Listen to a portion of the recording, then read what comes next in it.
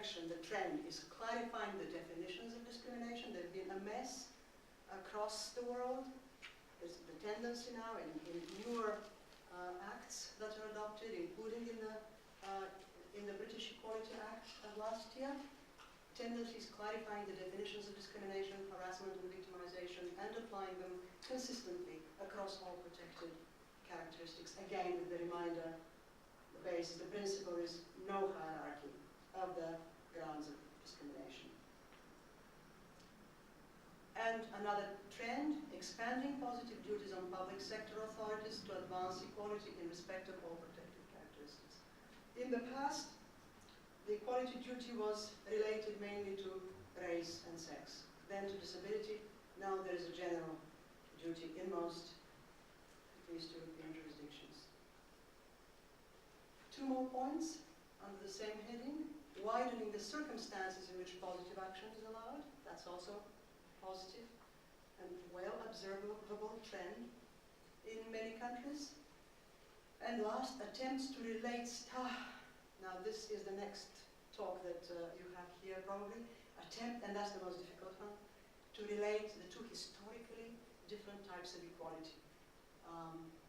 The status equalities, meaning on the ground of race, sex, religion, disability, sexual orientation, age, status-based equalities with the socio-economic, with the inequalities which represent the socio-economic disadvantage, if you wish, class, income, poverty related, and so on. There has been historically, these things have been as if we're talking about two different things. When we say equality, what has been meant, for example, in the communist countries is the second, it's the socio-economic equality. What has been embraced in the West is the first. And these two have developed somehow separately.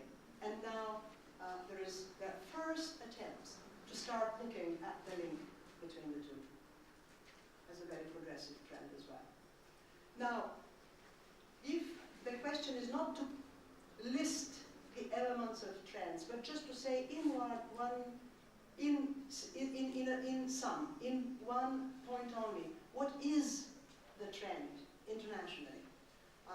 The trend, the major trend, is reflected in the so-called unitary human rights framework on equality. All that I said before can be summed up by saying what's on this slide. What is that?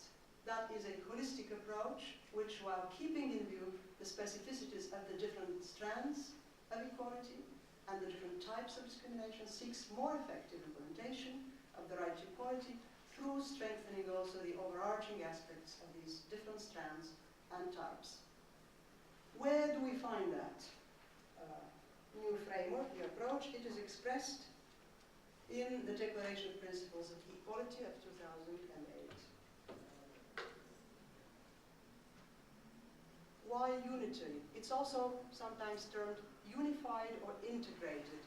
So what does it bring together? What does it integrate? First, the obvious things. The types of inequalities based on the different grounds: race, gender, religion, disability, etc. Second, the types of inequalities in the different areas of life: administration of justice, employment, education, health, public functions, goods and services, and so on. Then, further, it resolves the tensions and inconsistencies between international human rights law approaches and equality law approaches to non-discrimination. That's what I meant when I talked about the different way in which international human rights law and equality law have been construing the very concept of discrimination. Now that can be and has been bridged. And then the next step, which is only beginning, is bridging the gap between legal approaches to reducing status inequalities on one hand and socioeconomic disadvantages on the other. Before I say something more technical about the declaration itself, let me make a point which belongs somewhere else. It's not relevant to a legal discussion of equality law and anti-discrimination law, but it is important and comes from my experience as an activist, as the director of the Equal Rights Trust. And it is the strategic political advantages of the unitary perspective.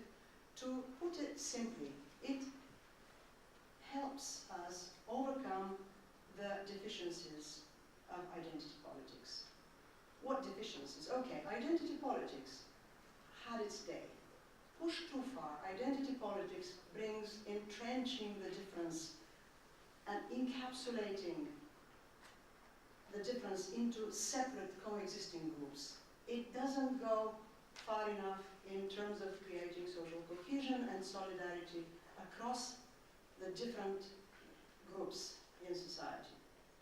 Everyone, every group of advocates, be then advocates for LGBTI rights, for disability rights, women's rights, think and have stated repeatedly for decades that their issues are unique, and they do not wish their issues to be submerged under some sort of overarching general framework.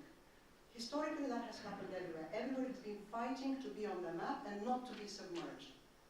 However, what is the point of going further and further in that direction, where the law is multiplied to a level of absurdity, where each new group which feels aggrieved wants a separate act, a separate supervisory body, and so on. And what is worse, the difference itself, the identity, becomes so strongly stressed in the political process that it actually submerges something also very important, our universal humanity, what we share in common. Because in the end of the day, whether somebody is discriminated on the ground of their sex or sexual orientation or disability, what is important is that all these forms are forms of assault on dignity.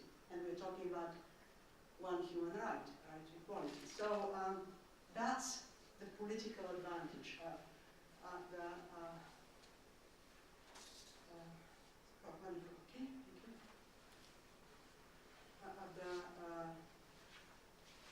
unitary framework. And in practical terms, it leads to also facilitating solidarity across solidarity through developing dialogue among disadvantaged groups, and more broadly among equality stakeholders.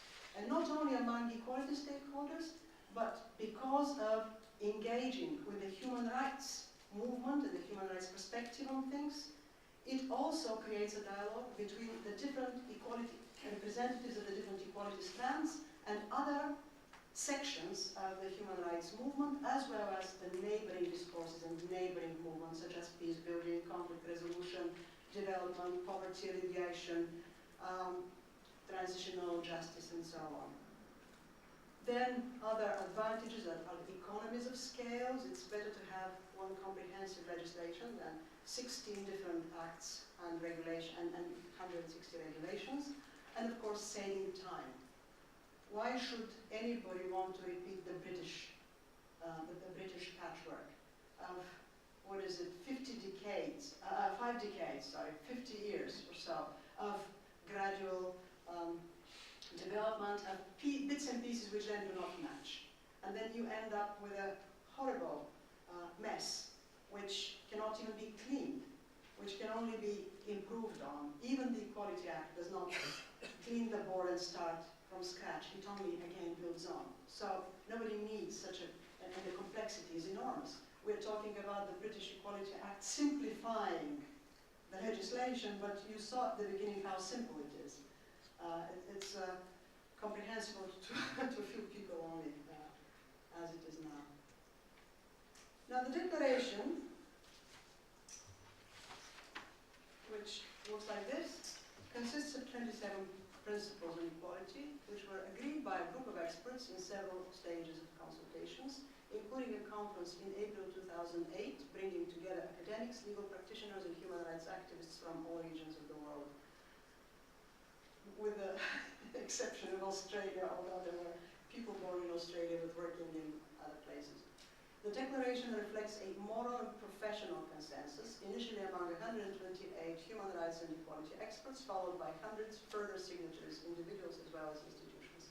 And it's a step forward in the unified approach to equality, achieving the 4 types of synthesis that I described above. The aims of the declaration are